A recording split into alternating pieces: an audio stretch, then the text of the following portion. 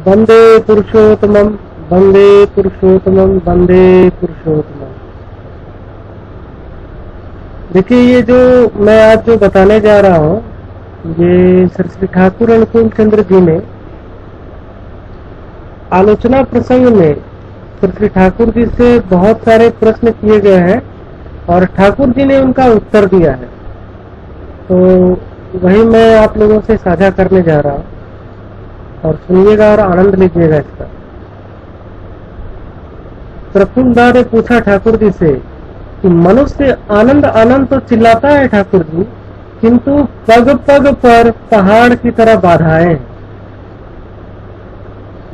तो श्री ठाकुर जी ने इनका जवाब दिया, संग्राम ही तो जीवन है, जो भी विरुद्धताएं ही तो मृत्यु की दौड़ है। इसीलिए उन पर विजय प्राप्त करने पर हमें उतना आनंद मिलता है। यही है जीवन की विधि। आजकल हमारा क्या धारणा हो गई है, क्या धारणा हो गई है हमारी कि निर्झंझट जीवन चाहिए। कोई हम लोग और निर्झंझट जीवन यानी कि कोई भी समस्या ना रहे, कोई समाधान ना रहे, जीवन एकदम सुख शांति से चलता रहे। और उसी को हम लोग सुख शांति भी मान ली है कि कोई समस्या मेरे जीवन में नहीं आए, जिसमें कोई झमेला ना रहे, बाधा ना रहे, न कष्ट रहे, न अभाव रहे, आराम से हम खाए पिए मौज उड़ाए। पर असली आनंद यह नहीं है।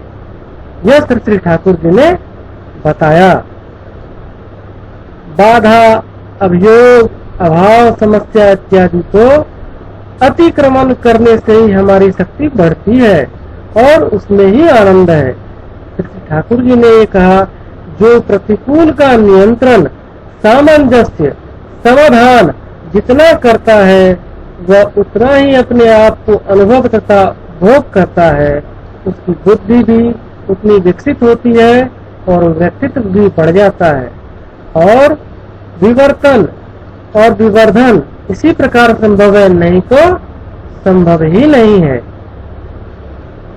बहुत दिनों से पराधीनता के फलस्वरूप हम न जाने कैसा कातर, आलसी या नाबालिग की तरह बन गए हैं। वीर्य का जीवन, वीर्य का जीवन, पराक्रम का जीवन, जय मुखर संग्राम का जीवन आज हमें प्रलुब्ध नहीं करते। इसीलिए भय, कातरवश वास्तविकता की उपेक्षा कर फाकीबाजी करते हुए जीवन को बिता देना चाहते हैं। इस प्रकार हम समस्या की जितनी उपेक्षा करना चाहते हैं, उससे जितना शरीर को बचाना चाहते हैं, उतना ही नाना समस्याओं से, आघात से जर्जरित, छत विचत होते जा रहे हैं। जहाँ धर्म करने आते हैं वहाँ भी ऐसी फाकी बुद्धि रहती है। उसके बाद कहते हैं, मैं कुछ भी न करूँगा, तुम कृपा करके सब कुछ मुझे दे दो। किंतु रे पागल, विधि के दरबार में क्या तुम्हारी ऐसी चालाकी चलेगी? किंतु बिना किए कुछ नहीं होता है या उसमें कुछ नहीं मिलता है। कहने का सार यह है कि हम अपने धर्म की मूर्ति, हमने अपनी धर्म की मूर्ति ही देखी नहीं है। धर्म जहाँ है वहीं है वीर्य, जय, यश, ऐश्वर्य। भक्ति मनुष्य को कभी दुर्बल नहीं बनाती, बल्कि वह मनुष्य को चिर पराक्रमशील, ऊर्जा, अनुराग संपन्न बना देती है। भक्ति कभी कष्ट का बोझा नहीं ढोता, भार नहीं होता, और भक्त कभी कष्ट का बोझा नहीं होता, भार नहीं होता, ठीक है, बल्कि वह होता है उनका बल, अपने भगवान का बल, अपने भगवान का भरोसा, अपने भगवान का संपदा, आशा, उद्दीपना का मालिक। उसके बाद श्री ठाकुर जी हनुमान को ही देखो ना, एक उदाहरण देकर बताएं। श्री रामचंद्र जी निराश हो जाते थे, पर वह निराश नहीं होता था। वह जानकी का उद्धार करने किए बिना नहीं रह पाता था। सारे दायित्वों को सिर पर लेकर जिस प्रकार भी माँ जानकी का उद्धार करना चाहिए उसी प्रकार वह करता था। इस कर्म में वह पाप पुण्य, इहलोक परलोक, स्वर्ग मोक्ष, भगवान लाभ इत्यादि की परवाह नहीं करता था।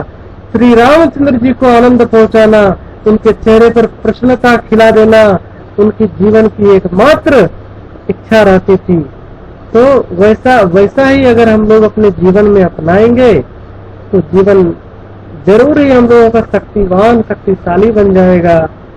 तो वहाँ कुछ भी सारी चीजें उसी पथ पर आत्मनिरंतरण, भगवान लाभ, सुख शांति, आनंद, जय, यश, ऐश्वर्य, साफल्य, सार्थकता सब कुछ आसानी से पकड़ में आते हैं, किंतु उनमें किसी के लिए चिंता करने की नहीं पड़ती।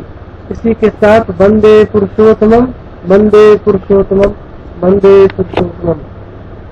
आगे भी मैं आप लोगों को इसी प्रकार श्री ठाकुर जी की बातें बताता रहूंगा। जय गुरु, वंदे पुरुषोत्तमम, वंदे पुरुषोत्तमम, वंदे पुरुषोत्तमम।